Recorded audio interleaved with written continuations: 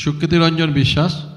সুকৃতিদার পরিচয় দিয়েছি আমি যে এই লোকটি প্রায় 40-45 বছর ধরে দীর্ঘ লড়াই করছে এবং লোকটি আমার মনে আছে আজ থেকে 20 বছর আগে ঠাকুরবাড়িতে অনশনে বসেছিলেন এই নিয়ে আজকে যেটা নিয়ে ওরা ভাবছে বসেছিলেন এবং লোকটি সুপ্রিম কোর্ট পর্যন্ত মামলা করেছেন। এই লোকটি অত্যন্ত বিচক্ষণ ভালো সুবক্তা। আমি বার্তা বোসকে বলেছিলাম, উনি বললেন হ্যাঁ সুকৃতি রঞ্জন বিশ্বাসকে একবার নিয়ে এসে তার বক্তব্য আমাদের সবার শোনা উচিত। সুকৃতি রঞ্জন বিশ্বাস। মঞ্চে উপবিষ্ট মন্ত্রী মহোদয়, সাংসদ সৌগত রায় মহাশয় এবং অন্যান্যরা এবং আপনারা যারা এসেছেন সবাইকে প্রীতি শুভেচ্ছা জানিয়ে আমি আইনটার উপর কিছু কথা বলবো। আমি শুরুতে বলে রাখি, আমি কোনো পলিটিক্যাল পার্টির সাথে যুক্ত নই। উদ্বাস্তু আন্দোলন, মতো আন্দোলন এইটাই করি। আমার মনে হয়েছে যে আজকে দেশের যে সার্বিক পরিস্থিতি, নানা পার্টি আছে, নানা মত আমাদের আছে, তা সত্ত্বেও আমরা বোধহয় একটা প্রশ্নে একমত হওয়া দরকার যে বিজেপিকে পরাস্ত করতে হবে। এবং এই একটা উদ্দেশ্যের জায়গা থেকে আমাকে যখনই মন্ত্রী জ্যোতিপ্রিয় মল্লিক মহাশয় বলেছেন, আমি রাজি হয়ে গেছি। আমি শুরুতে একটা কথা দিয়ে শুরু করি, কথাটা আপনাদের প্রয়োজন পড়বে, কারণ আজকে নানা কারণে নানাভাবে ভুল বুঝে উদ্বাস্তু মানুষ, বিশেষ করে তার মধ্যে দলিত মতো অংশ, তারা বিজেপির পেছনে অনেকে চলে গেছেন। তাদের সেই ভুল জায়গা থেকে ফিরিয়ে আনার একটা বড় দায়িত্ব আমাদের উপর পড়েছে এবং তাতে আমরা ডক্টর আম্বেদকরের সহযোগিতাও অনেকটা পেতে পারি। হরিচাঁদ গুরুচাঁদ আছেন, মতুয়ারা আছেন। তা আমি একটা কথা দিয়ে শুরু করি। বাবা সাহেব ডক্টর বি.আর. আম্বেদকর 1940 সালে যখন দেশভাগ হবে, কিসের ভিত্তিতে হবে বা হবে না, এই সময় পার্টিশন অফ ইন্ডিয়া একটা বই লিখেছিলেন। গভর্নমেন্ট অফ মহারাষ্ট্র বইটা ছেপেছে, তার একটা উদ্ধৃতি তিনি বলছেন, আম্বেদকর বলছেন, যদি হিন্দু রাজ সত্যিই প্রতিষ্ঠিত হয় তাহলে তা নিঃসন্দেহে এদেশের জন্য চরমতম বিপর্যয়।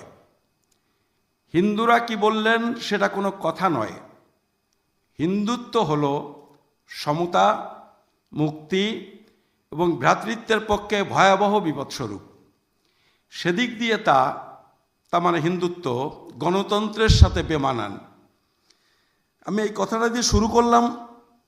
এইটা আমাদের বিশেষ করে নিচু বর্গের মানুষ যারা, তাদের এটা বলা দরকার যে বিজেপি যে হিন্দুত্বের স্লোগান দিয়েছে সেটা গোটা দেশের জন্যে, গোটা জাতির জন্যে অত্যন্ত ক্ষতিকারক। তারপরে আমি নিয়ে কিছু কথা বলবো। মানে সিএএ, সিটিজেনশিপ অ্যামেন্ডমেন্ট অ্যাক্ট, যেটা ক্যাপ ছিল সিটিজেনশিপ অ্যামেন্ডমেন্ট বিল আইনে পাস হলো। এক সেকেন্ড আপনাকে ইন্টারভেন করছি আমি আমার কর্মীদের পক্ষ থেকে। সেটা হচ্ছে এই আপনি যে কথাগুলো বলছেন, আমার মনে হয় কর্মীদের পক্ষ থেকে আমিও আমার নিজের বোঝার সুবিধার জন্যে জেনে নিতে চাইছি। আপনি যে প্রথম প্রতিপাদ্যটা বললেন আম্বেদকরকে কোট করে, সেটা যদি আমাদের সঙ্গে একটু ব্যাখ্যা করেন তাহলে কর্মীদের সামনে বুঝতে সুবিধা হবে। যদি একজন ইসলামের তত্ত্ব অনুযায়ী যদি কেউ মুসলিম রাষ্ট্র গঠন করার কথা বলে, সেটা যদি দোষের না হয়, তার যদি দোষের হয় বা না হয়, তাহলে কেউ যদি একজন হিন্দু রাষ্ট্র ঘোষণা করার কথা বলে, তাহলে সেটা কোথায় দোষের বা না দোষের, সেটা একটু কর্মীদের সামনে যদি একটু ব্যাখ্যা করেন। ডেফিনেটলি আমরা আমি আমাদের সবার হয়ে বোঝার সুবিধার জন্য আপনাকে আমি এটা ইন্টারভেন করলাম, আপনাকে মার্জনা করলাম। ব্রাত্যবাবু যেটা বলছেন, আমরা ইসলামিক রাষ্ট্র বললে আমরা সবাই আপত্তি করি। আমার মনে হয় আমরা এখানে যারা আছি সবাই একমত যে আমরা ইসলামিক রাষ্ট্রের পক্ষে নই। স্বাভাবিকভাবে ইসলামিক রাষ্ট্রের বিরোধিতা যদি করি, যে যুক্তিতে আমরা করি, আমরা একটা হিন্দু রাষ্ট্র প্রতিষ্ঠার কথা যারা বলেন, একই যুক্তিতে আমাদের তার বিরোধিতা করা উচিত। এবং এভাবে আমাদের মানুষের কাছে বিষয়টা বার্তাটা নিয়ে যাওয়া দরকার। আসলে ভারতবর্ষ একটা দেশ, সুদীর্ঘকাল থেকে বিভিন্ন ধর্ম, বর্ণ, ভাষাভাষীর মানুষ আমরা একসঙ্গে আছি। আমাদের এখানে আমরা যেটা বৈচিত্র্যের মধ্যে ঐক্য বলি, সেটা হলো এই যে আমরা প্রত্যেকেই প্রত্যেকের ভাষা, সংস্কৃতি, ধর্ম, চিন্তা, চেতনা এগুলো নিয়ে আমরা বাঁচব, আবার আমরা একসঙ্গে থাকব।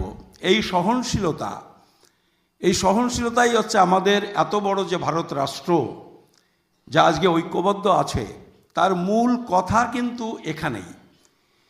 এইটাকে যদি আমরা স্বীকার না করি, আমরা যারা ধর্ম, বর্ণ, ভাষা যে কোনোভাবে হোক, যারা সংখ্যাগরিষ্ঠ, তারা যখনই আমার মত অন্যের উপর চাপিয়ে দেওয়ার চেষ্টা করব, স্বাভাবিকভাবেই একটা প্রতিরোধ ভেতর থেকে কাজ করবে এবং এইটাই একদিন আমাদের দেশটাকে টুকরো টুকরো করে দিতে পারে। আমি এই নিয়ে অনেক কথা বলা যায়, আসলে বিষয়টা খানিকটা লম্বা, আমি ওদিকে আর বেশি না গিয়ে আপনাদের কাটা নিয়ে কিছু কথা বলি। ক্যাব এখন কা হয়েছে। কাটা কি? কাটা আপনারা দেখুন, ছোট্ট একটা লাইনের একটা আইন, 2003 সাল, আপনারা হিসাব করুন। 1999 সালে বিজেপির নেতা অটল বিহারী বাজপেয়ী প্রধানমন্ত্রী হয়েছিলেন 2004 সাল পর্যন্ত, 99 থেকে 4। এইটাই 5 বছরের প্রথম সরকার বিজেপির। তার আগে 13 দিন 13 মাস দুটো পর্যায়ে গিয়েছিল। প্রথম সুযোগে তারা নাগরিকত্ব আইন সংশোধন করে। অনেক বিষয় আছে, আমি তো সবগুলো বিষয়ে যাচ্ছি না। আমি 3টে সেকশনের কথা বলবো। তার একটা সেকশন হচ্ছে জন্মসূত্রে নাগরিকত্বের প্রশ্ন।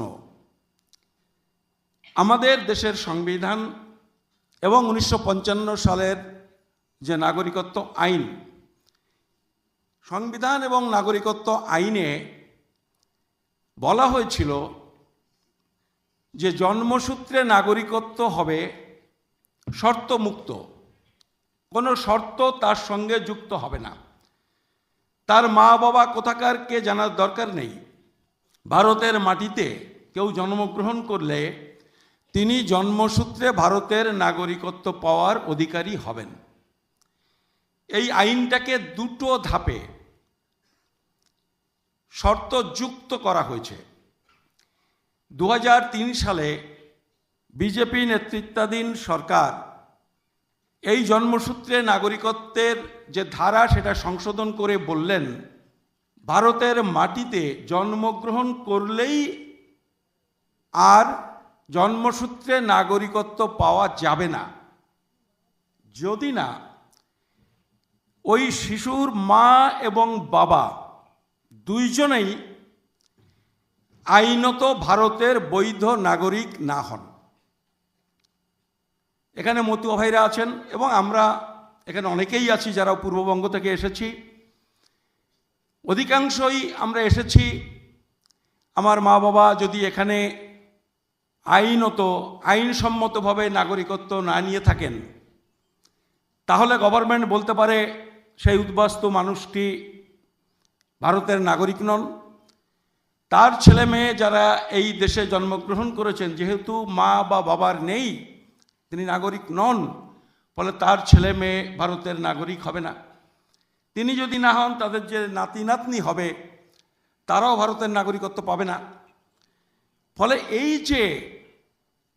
যে ধারা, এইটা একটা অত্যন্ত অমানবিক ধারা তৈরি হয়েছে। এবং এই আইন যেটা পার্লামেন্টে তৈরি হয় 2003 সালে, আমরা বলেছি, আমরা মতুয়ারা, আমরা joint action committee for Bangali refugee, আমরা সুপ্রিম কোর্টেও মামলা করেছি। মামলাটা এখন সংবিধান বেঞ্চে 5 সদস্যের সংবিধান বেঞ্চে পেন্ডিং। আমরা বলেছি এই শর্তযুক্ত করা কনস্টিটিউশনের মূল নির্দেশের সাথে সামঞ্জস্যপূর্ণ নয়, কারণ সেখানে বলেছে শর্ত মুক্ত, এখানে শর্ত যুক্ত করা হয়েছে। আমরা এই ধারার বিরোধিতা 2003 সাল থেকে করে আসছি। আমরা বহু আন্দোলন করেছি আমাদের সাধ্যমতো। 1 নম্বর। 2 নম্বর হলো 2(1)(b). 2(1)(b) একটা সেকশন আমাদের নাগরিকত্ব আইনে সম্পূর্ণ নতুনভাবে তৈরি করা হলো, বিজেপির আমলে হয়েছে। এইটা আপনারা একটু ভালো করে খেয়াল করবেন। এই ধারাতে অনুপ্রবেশকারী কারা তার সংজ্ঞা দেওয়া হয়েছে, ডিফাইন করা হয়েছে। তাতে বলা হয়েছে যে কেউ, হিন্দু, মুসলমান, বৌদ্ধ, খ্রিস্টান, যে কেউ ভারতে যদি বিনা পাসপোর্টে কেউ এসে থাকেন বা অনুমতি ছাড়া কেউ যদি এসে থাকেন, তিনি ভারতে অনুপ্রবেশকারী এবং এই অনুপ্রবেশকারীরা কোনো অবস্থাতেই ভারতের নাগরিকত্ব পাওয়ার অধিকারী নয়। এইটা পাশ হয়েছে 2003 সালে, আইনে পরিণত হয়েছে 2004 সালের 3 ডিসেম্বর রাষ্ট্রপতির সিগনেচার নিয়ে। আপনারা শুধু একটু হিসেব করুন, মানুষকে একটু বলেন যে এই আইনে আসলে কাদের অনুপ্রবেশকারী বলা হলো। আমরা প্রত্যেকেই জানি দেশভাগের পর কিছু মুসলমান মানুষ ভারত থেকে পাকিস্তানে চলে গেছেন, পূর্ব পাকিস্তান এবং পশ্চিম পাকিস্তান, এখন বাংলাদেশ চলে গেছেন। আবার তার থেকে অনেক বেশি সংখ্যক হিন্দু, বৌদ্ধ, খ্রিস্টান, শিখ, জৈন, তারা পাকিস্তান থেকে ভারতে এসেছেন, বাংলাদেশ থেকে ভারতে এসেছেন। ফলে যারা এসেছেন তারা অনুপ্রবেশকারী। এই কথা বলার মানে হলো কার্যত হিন্দু, বৌদ্ধ, শিখ, খ্রিস্টানদের যারা বিনা অনুমতিতে পাকিস্তান, বাংলাদেশ থেকে এসেছেন তাদের অনুপ্রবেশকারী বলে দেওয়া হলো। হিন্দু দরদের কথা বলে আসলে বিজেপি হিন্দুদেরই অনুপ্রবেশকারী বলে আইন তৈরি করলো। এই আইন কিন্তু, এরকম আইন 2003 সালের আগে ভারতে ছিল না। আমাদের এই কথাটা গ্রামে গঞ্জে মানুষকে বোঝাতে হবে যে এরা হিন্দু দরদের কথা বলে, কিন্তু এইভাবেই হিন্দুদের তারা সর্বনাশ করছে। আর এর সাথে এবার যেটা যুক্ত করলো, 2 নম্বর বললাম, 3 নম্বর সেটা হচ্ছে 14A ধারা বলে একটা ধারা তৈরি করলো। 14A ধারা হলো ভারতবর্ষে এনআরসি করতে হবে, নাগরিক পঞ্জি তৈরি করতে হবে। আইনের বইটা আছে, এখানে বলেছে কম্পালসারিলি তৈরি করতে হবে। এই 3টে আইন, অন্যান্য আইনের সাথে 3টে আইন নিয়ে আমরা 2003 সাল থেকে বিরোধিতা করছি। কারণ এই যে আইন যা শুনলেন, অনুপ্রবেশকারী যা বলল, এই অবস্থায় যদি এনআরসি হয় তাহলে পূর্ববঙ্গ থেকে আসা একটা মানুষও তাদের নাম নাগরিক পঞ্জির অন্তর্ভুক্ত হতে পারে না, কোনো ক্রমেই পারে না। ফলে আমরা তখন থেকেই এনআরসির বিরোধিতা করছি, আজও করছি।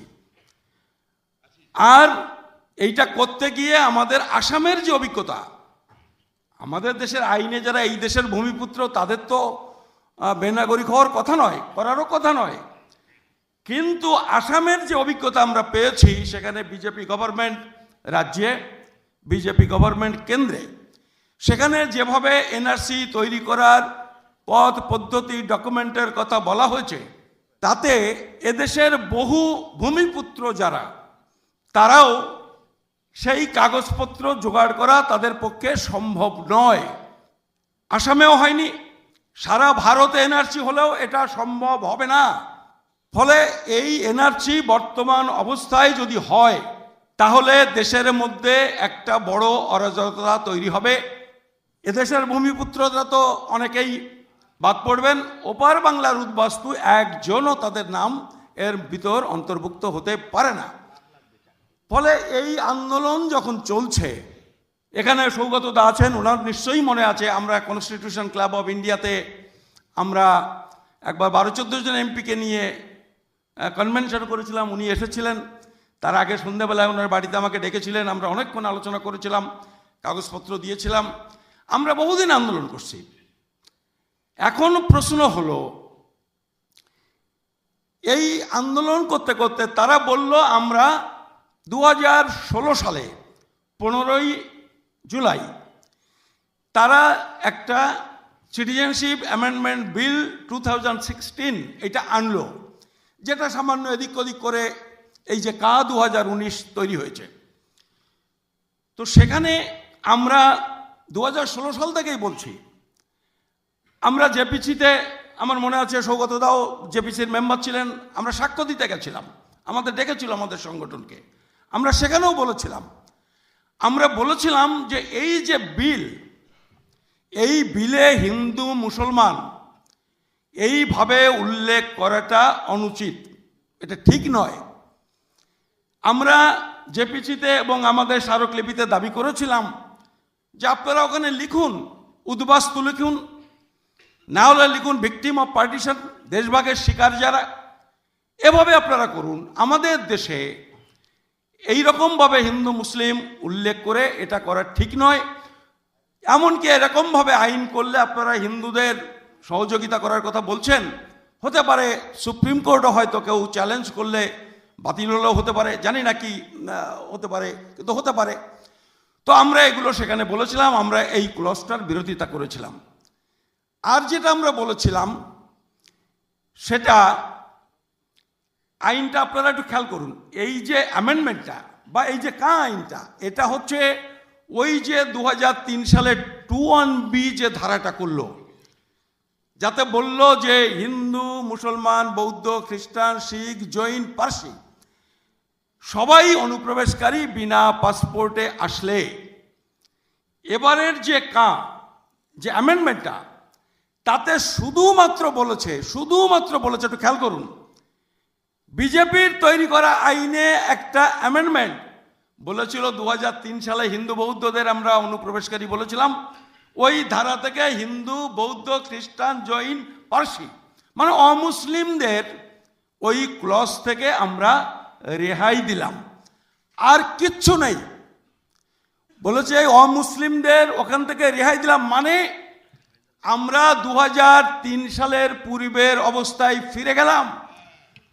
16 বছর ধরে বিজেপি যেভাবে আমাদের চটকেছে, যে সর্বনাশ করেছে 16 বছর ধরে, আজকে সেইটাকে রিভার্স করেছে, তাও অংশত, পুরোটা না, করে বলছে আমরা হিন্দুদের উদ্ধার করে দিলাম। আসলে এই কথাগুলো আমাদের আজকে নিয়ে যেতে হবে, এটা নতুন কিছু নয়। 16 বছর আগে আমাদের অনুপ্রবেশকারী বলেছিল, আজকে নানান রকম চাপে পড়ে অবস্থা বিপাকে পড়ে আজকে তারা বলছে যে আমরা সেইটা প্রত্যাহার করলাম, হিন্দুদের আর অনুপ্রবেশকারী বলা হবে না। হ্যাঁ, এবং তার মধ্যে আবার লিমিটেশন 2014 সালের 31শে ডিসেম্বর। এটা একটা না, এইটাতেও আরো গোলমাল আছে, এইটা করার সময় আবার ওরা 2015 সালে একটা গেজেট নোটিফিকেশন করে কটা শর্ত উল্লেখ করেছিল, সেই গেজেট নোটিফিকেশনটা আবার আইনের মধ্যে ঢোকানো আছে। তাতে বলছে যে ওপার বাংলা থেকে যে উদ্বাস্তুরা এসেছেন, শুধু মতুয়া না, মতুয়া উচ্চবর্ণ নিম্নবর্ণ সবাই যারাই এসেছেন দেশান্তরিত হয়ে, বলছেন যে আপনারা নাগরিকত্বের জন্য দরখাস্ত করতে পারবেন, মানে 2003 সালের আগে যেমন ছিল, কিন্তু এবার আবার শর্ত যোগ করা হলো। শর্তটা হচ্ছে সব থেকে ইন্টারেস্টিং, এবং এই শর্তের কারণে আমি আপনাদের চ্যালেঞ্জ করে বলছি, বাঙালি যারা 64 সালে টালে কিছু এসেছিল, সেটেলমেন্ট পেয়েছিল, সেরকম ওই সময় দরখাস্ত করা ছিল, ওই যেটা 32,000 যেটা এখন ওই যে উত্তরপ্রদেশ গভর্নমেন্ট করছে না পিলভিট ইয়েতে, আমরা এটা জানি যে ওই সেই অত কাল আগে 64-65 সালে যে অ্যাপ্লিকেশনগুলো পড়েছিল পেন্ডিং, তার কিছু এখন ওরা ডিসপোজ অফ করার জন্য এটা বলছে। মানে আমি বলছি, আমরা যাদের এখানে উদ্বাস্তু বলে মনে করছি, সেই বাঙালি উদ্বাস্তুদের একজনও নাগরিকত্ব পাবে না, একজনও পাবে না। এবং এইটা আমরা বলছি পাবে না, আবার প্রধানমন্ত্রী বলছে যে সবাই পাবে।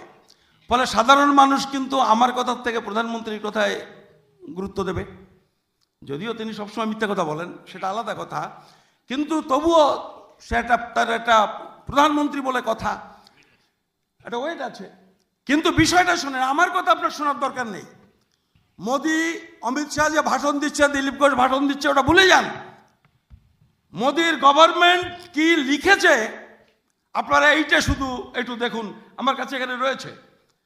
জেপিসি রিপোর্টটা প্রকাশিত হয়েছে আমাদের ভারতের লোকসভা সেক্রেটারিয়েট 7 জানুয়ারি 2019 সালে ওটা পাবলিশ করেছে। 7 জানুয়ারি 2019 সালে মোদির গভর্নমেন্ট, তার 33 পাতা যদি আপনারা দেখেন, যদি কেউ মনে করেন এখান থেকে জেরক্স করে নিয়ে যাবেন, কারণ লোকে অনেক সময় বিশ্বাস করতে চায় না, এমনভাবে তারা প্রচার করছে সংঘ পরিবার। তো সেখানে বলছেন যে জেপিসিতে, মানে যেখানে সৌগত দারা ছিলেন, তারা একদিন বলেছে, মোদির স্বরাষ্ট্র দপ্তর এবং আইন মন্ত্রককে বলেছে, আপনারা আপনাদের ফাইলপত্র নিয়ে আসবেন, আমাদের কিছু প্রশ্ন আছে, তার জবাব দিতে হবে। স্বরাষ্ট্র মন্ত্রক এসেছে, আসলে 30 জন এমপি ছিলেন জেপিসিতে, 20 জন লোকসভার, 10 জন রাজ্যসভার, বিভিন্ন দলের। তারা জিজ্ঞেস করেছেন যে আপনারা বলছেন যে এই বিল পাশ হলে উদ্বাস্তুরা সব নাগরিকত্ব পেয়ে যাবেন, তা কতজন মানুষ এতে উপকৃত হবেন? লিখিতভাবে স্বরাষ্ট্র মন্ত্রক, মোদী সরকারের স্বরাষ্ট্র মন্ত্রক লিখেছে 31,313 জন ইমিডিয়েট বেনিফিশিয়ারি হতে পারেন, পাবেন বলেনি, পারেন। 31,313 জন। আমার মনে হয় 13 জন বাঙালি আছেন কিনা সন্দেহ। পশ্চিম পাকিস্তান থেকে যে সিন্ধি, পাঞ্জাবি, শিখরা আসেন, তারা এখানে এসে আছেন, এটা মূলত তাদের হিসাব। তার মধ্যে বলেছে এতজন হিন্দু, এতজন শিখ, এটা বলে দিয়েছে ব্রেকআপটাও। তো বলছে এরা কারা এই 31,313 জন? বলছে এরা হলো তারা যারা দেশ ত্যাগ করে এসে ভারত সরকারকে লিখে জানিয়েছে যে তারা ধর্মীয় কারণে অত্যাচারিত হয়ে বা অত্যাচারিত হওয়ার আশঙ্কায় দেশ ত্যাগ করেছেন। যারা এসে জানিয়েছেন, বলে কোথায় জানানোর ব্যাপার? সেন্ট্রাল গভর্নমেন্টের একটা ডিপার্টমেন্ট আছে, FRO, ফরেনার্স রেজিস্ট্রেশন অফিস, আবার রিজিওনাল অফিসটা ফরেনার্স রিজিওনাল রেজিস্ট্রেশন অফিস। সেখানে এসে যারা লিখে জানিয়েছে যে আমরা ধর্মীয় কারণে অত্যাচারিত হয়েছি, গভর্নমেন্ট তাদের লং টার্ম ভিসা দিয়েছে, 5 বছর, 7 বছর, 10 বছর ভিসা দিয়ে দিয়েছে। এই 31,313 জন তারা। তখন বলছে আর এত মানুষ, তাদের কি হবে? মোদি সরকার লিখে জানিয়েছে স্বরাষ্ট্র দপ্তর যে যারা এসে এইভাবে জানাননি, তাদের পক্ষে আজকে আর এটা প্রমাণ করা কঠিন, ডিফিকাল্ট বলেছে, অসম্ভব বলেনি, রিপোর্টে ডিফিকাল্টি লিখেছে, কঠিন, যে তারা ধর্মীয় কারণে নির্যাতিত হয়ে এসেছেন। তো বলছে তাহলে কি হবে? তখন বলছে, দেখবেন রিপোর্টে আছে, they will have to prove that they are religious persecuted, মানে তাদের অবশ্যই প্রমাণ করতে হবে তারা ধর্মীয় কারণে নির্যাতিত হয়েছেন, না হলে হবে না। তাহলে প্রথম এই যে কন্ডিশন, আপনারা যারা আছেন, এবং আপনারা ভাবুন, মতুয়াদের, উদ্বাস্তুদের একটু ভাবান যে এইটা কি প্রমাণ করা সম্ভব? ফলে একদিকে দরখাস্ত করার অধিকারটা ফিরিয়ে দিল 16 বছর পর, আর একদিক দিয়ে সেটা কিন্তু কেড়েও নিল, বন্ধ করে দিল। এটা একটা ধাপ্পা ছাড়া কিছু নয়। ফলে এই কথাগুলো তাকে বলতে হবে, এটা সম্ভব নয়। আর আপনারা বোঝেন, অফিস আদালতে অনেকে কাজ করেন, অফিস আদালতে দৌড়দৌড়ি করার অভ্যাস আছে। যখনই বলছে 3টে দেশ থেকে আসলে আপনি সুযোগ পাবেন, এইটা ইনডাইরেক্টলি বলে দেওয়া হলো যে আপনি কোন দেশ থেকে এসেছেন তার একটা প্রমাণপত্র আপনার লাগবে। কোনো অফিসার যতক্ষণ ফাইল রেডি না হবে সেখানে সই করবে না। আজকে মোদি গভর্নমেন্ট আছে, কালকে কে থাকবে ঠিক নেই, চাকরি তো তাকে 30-40 বছর করতে হবে। ফলে বলবে বাংলাদেশে তুমি যশোরে বাড়ি ছিল, তার একটা প্রমাণ দাও। কি প্রমাণ দেবেন? প্রমাণ দেওয়া সম্ভব না। যদি কেউ দিতেও পারেন, কারোর যদি ওদিকে আত্মীয় স্বজন থাকে, প্রমাণ দিলে হবে না। গভর্নমেন্ট অফিসাররা বলবে তুমি তো বললে তা তো অথেন্টিকেশন দরকার, সেটা তো ভেরিফাই করতে হবে। আমরা হাই কমিশন অফিসের মাধ্যমে আমরা পাঠাচ্ছি, তারা দেখুক আপনি ওখানে বাস করছেন কিনা, করতেন কিনা, আপনি সন্ত্রাসবাদী কিনা, চোর ডাকাত বদমাশ কিনা। এগুলো না দিয়ে আমরা কি করে নাগরিকত্ব দেব? বাংলাদেশ গভর্নমেন্ট তারা বলে আমার দেশের লোক ও দেশে যায় না, তারা কোনোদিন এর রিপোর্ট দেবে না। তার মানে কাজ এটা হয়েছে, এইটাতে কোনোভাবেই কোনো অবস্থাতেই আমরা যারা বাঙালি উদ্বাস্তু বিভিন্ন সময়ে এসেছি, আমাদের নাগরিকত্ব পাবার কোনো পথ খোলা নেই। কিন্তু দিলীপ ঘোষ এবং অন্যান্যরা তারা বলছেন কোনো কাগজপত্র লাগবে না, তাই তো বলছে এখন। কিন্তু দেখেন কতগুলো জিনিস একটু খেয়াল করুন। এই আনন্দবাজারটা হলো 10 ডিসেম্বরের, এই যে অমিত শাহ ছবি দেওয়া। দেখেন আমি রিপোর্টগুলো কিভাবে হচ্ছে একটুখানি আমি সবাইকে একটু খেয়াল করতে বলছি। আনন্দবাজার হেডিং করেছে নাগরিকত্ব প্রমাণে চাই না নথিপত্র, এইটা হচ্ছে হেডিং। তারপরে লিখেছে প্রয়োজন নেই কোনো রেশন কার্ডের, লাগবে না কোনো নথিপত্র, বাংলাদেশ, পাকিস্তান বা আফগানিস্তান থেকে আসা অমুসলিম শরণার্থীরা আবেদন করলেই পাবেন নাগরিকত্ব। এটা শুরু করেছে। এবার দেখেন তারপরের প্যারাগ্রাফটা আপনারা একটু খেয়াল করুন। বলছেন আজ নাগরিকত্ব বিল সিএবি নিয়ে বিতর্কের শুরুতে অমিত শাহ মূলত বাংলার শরণার্থীদের আশ্বস্ত করে বললেন কোট। এবার কোট আনকোটটা দেখেন, মানে ঠিক যা বলেছে সেটা কি বলেছে এবার শুনুন। বলেছে স্বরাষ্ট্রমন্ত্রী হিসেবে বলছি, রেশন কার্ড থাকুক বা না থাকুক কোনো সমস্যা নেই। যে অমুসলিম শরণার্থীরা ভারতে শরণ নিয়েছেন তারাই নাগরিকত্বের জন্য আবেদন করতে পারবেন, আনকোট। আমরা কিন্তু প্রথমটুকু পড়ে জেনে গেছি যে কিছু লাগবে না। আর সংসদে মিথ্যে কথা বললে তো নানান রকম স্বাধিকার ভঙ্গ এটা সেটা হয়। সেখানে তিনি সত্যি কথাটাই বলেছেন, বলেছেন আবেদন করতে কিছু লাগবে না। উনি আবেদন করার পর্যন্ত কিচ্ছু লাগবে না আবেদন করার জন্য। আসলে আবেদনটা করাবে ওরা 2021 সালের আগে করে, তারা বাংলাটা দখল করার জন্যে যা খুশি তাই বলবে। তারপরে মশাই এবারে দরখাস্ত করলে, দরখাস্ত করার পরে পাড়ার নেতাদের, বিজেপি নেতাদের আপনি বলবেন দাদা হলো না তো, 3 বছর হয়ে গেল।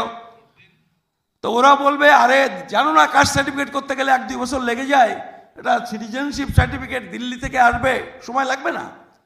5 বছর 7 বছর 2-3টে ইলেকশন পার হয়ে গেল, তারপরে কে কোথায় থাকবে ঠিক আছে নাকি? একদম লাইনটা হলো এই। এবং এই কথাগুলো যদি আমরা মানুষকে না বোঝাতে পারি তাহলে আজকে উদ্বাস্তু মানুষ শুধু নয়, যেভাবে তারা করছে, শুধু মুসলমানও নয়, মুসলমান তো জানি আমরা বিজেপির প্রতি তাদের যে দৃষ্টিভঙ্গি, তারা দলিত মানুষ, নিরক্ষর মানুষ, গরিব মানুষ, এই সমস্ত মানুষেরাই সব থেকে বেশি ক্ষতিগ্রস্ত হবেন, এই ব্যাপারে কোনো সন্দেহ নেই। ফলে আজকে কার নিয়ে আলোচনা করতে গেলে এই কথাগুলো, এই আইনের ব্যাপারটা বক্তৃতা করে বোঝানো এবং বোঝা দুটোই কঠিন। তবুও আমাদের তো পথ নেই, কারণ বিপদ আমাদের শিওরে এসে গেছে। এইটা হচ্ছে কার প্রশ্ন। এইবার এর সঙ্গে যে ব্যাপারটা আজকে অত্যন্ত প্রাসঙ্গিকভাবে আসছে, যে এনপিআর, ন্যাশনাল পপুলেশন রেজিস্টার, আমার কাছে বই আছে। এই বইতে আপনারা যদি দেখেন, আমি পড়ে শোনাচ্ছি না, কেউ 60 টাকা দাম, আপনারা ওই নিউ সেক্রেটারিয়েট বিল্ডিংয়ের পাশে গেলেই পেয়ে যাবেন। এটাতে পরিষ্কার লিখেছে, মানে রুলসেই লিখে দিয়েছে যে এনআরসি করার নিয়ম হলো, আসামটা বাদ দেন, ওটা হচ্ছে আসলে অকাল বোধন, ওটা তো অন্য সময় হয়েছে। এনআরসি করার পদ্ধতিটাই বলেছে রুলসে, যে প্রথমে এনপিআর হবে, এনপিআর বাড়ি বাড়ি ঘুরে ডাটা সংগ্রহ করবে। এই যে ডাটা তারা সংগ্রহ করবে, তার উপর ভিত্তি করে যারা ডাউটফুল সিটিজেন, যাদের সন্দেহ করবে, মানে ওই কালেকশনের সময় যারা কালেকশন করবে তাদের একটা ক্রাইটেরিয়া বলে দেবে, এইগুলো চাইবেন, যে দিতে পারবে মিটে গেল, যে দিতে পারবে না আপনি একটা ডি লিখে নিয়ে চলে আসবেন, আর কিচ্ছু বলতে হবে না। ফলে ওই যে ডাউটফুল তার লিস্ট তৈরি হবে এবার ওই এনপিআর থেকে, সেইখান থেকে এনআরসি হবে। কি করে এনআরসি হবে তাও বলে দিয়েছে। এই যে ডাউটফুল যারা, তাদের নিয়ে তালিকা তৈরি হবে, তালিকা তৈরি করে জানিয়ে দেওয়া হবে, যারা বাদ পড়বেন তারা এসডিও অফিসে ওই যেভাবে ভোটার তালিকা সংশোধনের সময় হয় সেখানে আপনারা হিয়ারিংয়ে যাবেন। সেই হিয়ারিংয়ের পরে যদি আপনারটা না হয় আবার জেলায় ডিএম অফিসে একটা হবে। এইভাবে এই রুলসে এখানে সব বলে দিয়েছে কিভাবে এনআরসিটা হবে। ফলে হতে পারে, হতে পারে না। মোদি পার্লামেন্টে কি বললেন, রামলীলা ময়দানে কি বললেন, কথাটা এইটা নয়। আমাদের দেশের যে কোনো কারণেই হোক, নেতারা নানান জায়গায় নানান রকম বলে থাকেন। আমরা বলছি আপনারা নিয়ম কানুন, তথ্য, রুলস, অ্যাক্ট এইগুলো একটু কালেক্ট করে, কিছুই না 5-7টা পাতা জেরক্স করে একটা সেট করে নিয়ে যারা আপনারা এই ক্যাম্পেইনটা করবেন তারা একটু বাড়িতে পৌঁছান। আমার ধারণা মানুষ সঠিক বিষয়টা জানতে পারবেন। না হলে আমাদের দেশের মানুষের একটা বড় রকমের বিপদ। আর লড়াই লড়তে গেলে আপনারা নিজেরাও বোঝেন, অর্ধেক জেনে একটা লড়াইয়ে শেষ পর্যন্ত জেতা যায় না, একটা পর্যন্ত হয়তো হয়। হ্যাঁ, লড়াইয়ে যদি জিততে হয় তাহলে সমৃদ্ধ হতে হবে, নিয়মকানুন জানতে হবে, আইন কানুন জানতে হবে। আমার যদি কিছু দুর্বলতাও থাকে সেটাও আমাকে জানতে হবে, লড়াই করতে গেলে এটাও জানা দরকার। তবু আমি বলি, আমি রাজনৈতিক নেতা যারা আছেন তাদের কাছে রিকোয়েস্ট করি, দেখুন এই 70-73 বছরে উদ্বাস্তু প্রশ্নে বিভিন্ন সময় বিভিন্ন গভর্নমেন্ট পার্টি ক্ষমতায় এসেছে, অনেকেই অনেক ভুল করেছেন। প্রায় প্রত্যেকটা গভর্নমেন্ট কিছু না কিছু তাদের ত্রুটি বিচ্যুতি ছোট বড় আছে। আজকে সেইগুলো নিয়ে, মানে আমি বললাম মরিচঝাপি, উনি বললেন আর একটা, এইগুলো না করে, কারণ ত্রুটি বিচ্যুতি হয়েছে, নানানভাবে হয়েছে, জানার জন্য কিছু হয়েছে, না জানার জন্য কিছু হয়েছে। আজকের অবস্থায় বিজেপি বিরোধী যে শক্তি, তারা এইটা না করে আজকে একমাত্র পিন পয়েন্ট করা যে বিজেপির বিরুদ্ধে ঐক্যবদ্ধভাবে লড়াই, সেই লড়াইয়ের পরে তারপরে আবার বিভিন্ন সংসদীয় রাজনীতিতে নিজেদের মধ্যে লড়াই করার সুযোগ আছে, সেটা করা যাবে, সময় পাওয়া যাবে। কিন্তু দেশটা যদি না বাঁচে, দেশটা যদি ঐক্যবদ্ধ না থাকে, জাতি যদি না বাঁচে, তাহলে তো আর অন্য সুযোগগুলো থাকে না। আজকে সেই জন্যই বিজেপি বিরোধিতার প্রশ্নটা সামনে রেখে সবাই মিলে আসুন আমরা একসঙ্গে ঝাঁপাই, এই আবেদন জানিয়ে আমার বক্তব্য শেষ করছি। নমস্কার। আপনাকে একটা প্রশ্ন আছে আমার, প্রশ্নটা হচ্ছে আমি জানতে চাই, সেটা হচ্ছে মতুয়া ধর্ম, সেটা কি হিন্দু ধর্মের একটা অংশ, না হিন্দু ধর্ম থেকে বিচ্ছিন্ন কোনো ধর্ম? আমরা যদি মতুয়া ধর্ম নিয়ে আলোচনা করি, মতুয়া ধর্ম সংক্ষেপে যদি বলেন। হ্যাঁ বলছি, এক কথাই বলছি, মতুয়া ধর্মের যে দর্শন, ইডিওলজি, তাতে এটা একটা সম্পূর্ণ স্বতন্ত্র একটা ধর্ম। মানে হিন্দু ধর্মটাকে যেমন বলেছে বেদ বিধি নাহি মানি না মানি ব্রাহ্মণ, এই যে কথা, বেদ বিধি না মানলে তারা আর হিন্দু থাকে না। শাস্ত্র সম্পর্কে বলছে যে ব্রাহ্মণ রচিত যত অভিনব গ্রন্থ, ব্রাহ্মণ প্রধান মার্কা বিজ্ঞাপন যন্ত্র, বলছে একটাও শাস্ত্র না, ও যে বিজ্ঞাপন যন্ত্র, ব্রাহ্মণের বিজ্ঞাপন করেছে, ব্রাহ্মণ শ্রেষ্ঠ, ব্রাহ্মণের সবাই উপঢৌকন দাও, ব্রাহ্মণের সবাই শ্রদ্ধা করো, সম্মান করো। ফলে আপনি যদি হরিচাঁদ ঠাকুরের এই মৌলিক নির্দেশগুলো যদি আমরা বলি, তাহলে এইটা সম্পূর্ণ স্বতন্ত্র একটা দর্শন। তাহলে তাই হয়, তাহলে এক মিনিট আমি বলছি যে মতুয়া ধর্মের তো এইটা বোঝা উচিত, যেখানে বিজেপি এত তীব্র মনুবাদী, এবং আপনি যে তত্ত্ব দিলেন রোহিত ভেমুলা থেকে শুরু করে যে দলিত সেকশন আছে তাদের সবাইকে তো গলায় হয় দড়ি দিতে হচ্ছে, নয় তাকে মারছে। তাহলে মতুয়াদের যে এক অংশ বিজেপিকে বিশ্বাস করছে, তারা সত্যি কোন লজিকে করছে? তাদের কোনো লজিকই থাকে না। হ্যাঁ, এটাও একটা বড় প্রশ্ন যে এই জায়গা থেকেও হিন্দুত্ববাদের বিরোধিতা করা মতুয়াদের একটা দর্শনগত জায়গা থেকেই একটা অবশ্য কর্তব্যের মধ্যে পড়ে। সেটা তো মতুয়াদের বুঝতে হবে। সেইটা আপনারা কেন মতুয়া আন্দোলনের সঙ্গে যারা জড়িত আছেন, আমরা যেমন এখানে রাজনৈতিকভাবে আমাদের কর্মীদের আমরা যারা কর্মী আমরা বুঝতে চাইছি, আপনাদের ওখানেও তো এটা বলা উচিত যে অন্তত কোনোভাবে বিজেপিকে বিশ্বাস করা যায় না, না এই প্রশ্নে কারণ দর্শনগতভাবেই যায় না, রাজনীতি তো দূরের কথা। যে ভুল এই আম্বেদকর পন্থীরা বা যোগেন মণ্ডলরা যে মুসলিম লীগকে ভুল বিশ্বাস করে যে ভুল করেছিল, সেই একই ভুলের ঐতিহাসিক পুনরাবৃত্তি তারা আবার ঘটাচ্ছে। তত্ত্বটা তো ওইখানে নিয়ে